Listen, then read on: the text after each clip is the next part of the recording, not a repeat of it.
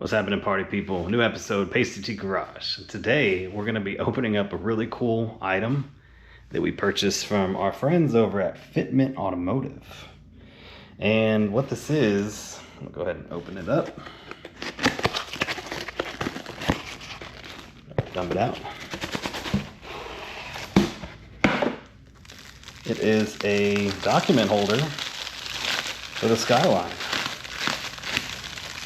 I'm super pumped about this. My car didn't come with any sort of owner's manual, holding, document, anything. So I went ahead and purchased this from Fitment Automotive because I needed something to hold all of my documents in.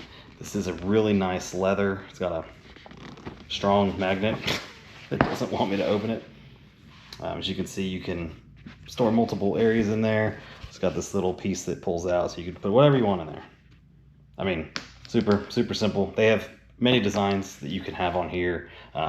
You do like GTR, you could do 60th anniversary, you could have like R32, R33, whatever like that.